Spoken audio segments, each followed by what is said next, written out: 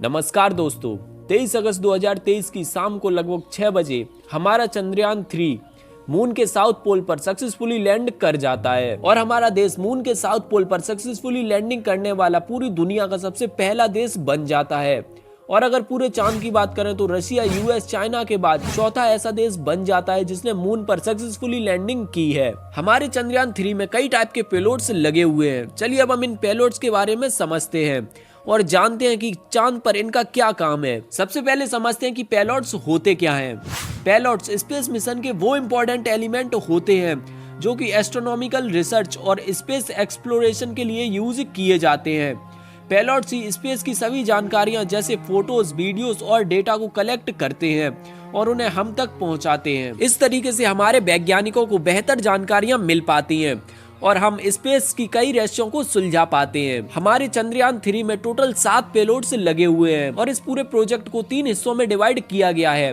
पहला propulsion module जिसमें कि सिर्फ एक पेलोड्स लगा हुआ है, दूसरा विक्रम लैंडर जिसमें कि 4 पेलोड्स लगे हुए हैं और तीसरा प्रज्ञान रोवर जिसमें कि 2 पेलोड्स लगे हुए हैं। तो सबसे पहले बात करते हैं प्रपल्सन मॉड्यूल की, जिसमें कि सिर्फ एक पेलोड्स लगा हुआ है जिसका नाम है सेप यानी स्पेक्ट्रोपोलरिमेट्री ऑफ हैबिटेबल प्लेनेट अर्थ। इसका काम है कि ये मून को नहीं बल्कि अर्थ को ऑब्जर्व करेगा और दूर से ही लाइट की हेल्प से पता लगाएगा कि अर्थ पर क्या क्या चीजें हैं जो कि उसे हैबिटेबल बनाती हैं, जो कि हमें दूसरे हैबिटेबल एक्सोप्लैनेट खोजने में हेल्प करेगा। अब आते हैं विक्रम लैंडर पर। विक्रम लैंडर का नाम father of Indian space programme यानी विक्रम साराभाई के नाम पर रखा गया है। विक्रम लैंडर का पहला पेलोड इल्सा यानी instrument for lunar seismic activity है। जैसे अर्थ पर अर्थक्वेक आते हैं वैसे ही मून पर मूनक्वेक आते हैं, तो उनकी फ्रीक्वेंसी के बारे में इल्सा स्टडी करेगा और ये मून के कोर को भी जानने की कोशिश करेगा। विक्रम पर दूसरा पेलोड्स है Rambha, moon bound hyper sensitive ionosphere and atmosphere. इसका काम है सूरज से आने वाली अलग अलग रेस और प्लाज्मा के बारे में स्टडी करना। हमारे अर्थ का सुरक्षा कवच यानी ओजोन लेयर सूरज से आने वाली खतरनाक रेस को हमारे अर्थ तक आने से रोकता है, पर चांद के पास ऐसा कोई सुरक्षा कवच नहीं है। अब आते हैं हमारे तीसरे पेलोड्स कास्ट पर। इसका काम है कि ये मून के सरफेस पर एक गड्ढा करेगा और उस गड्ढे के आसपास की मिट्टी को गर्म करेगा और पता लगाएगा कि चांद की जमीन पर गर्मी का क्या इफेक्ट पड़ता है। उसके बाद है LRA लेजर रिफ्लेक्टिव एरे।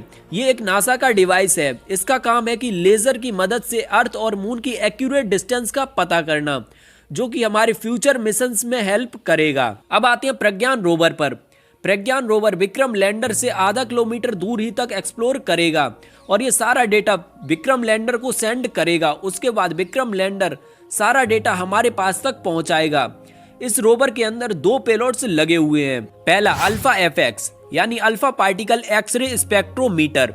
ये रेडियो एक्टिव बंदूक की तरह है। इससे वहां की मिट्टी को स्टडी किया जाएगा और मोस्ट इम्पोर्टेंट वहां की मिट्टी में प्रेजेंट एलिमेंट्स के बारे में पता करेगा। इस डिवाइस में एक क्यूरियम नाम का रेडियो एक्टिव एलिमेंट है, जिससे कि चांद की सतह पर अल्फा पार्टिकल और एक्सरे डाले जाएंगे और फिर उनकी स्टडी की जाएगी। दूसरा LIBS laser induced breakdown spectrometer. इसका काम है किसी भी एलिमेंट की डेंसिटी का पता लगाना। अब मैं आपको इसरो के द्वारा शेयर की गई कुछ प्रज्ञान रोवर की वीडियोस दिखाता हूँ।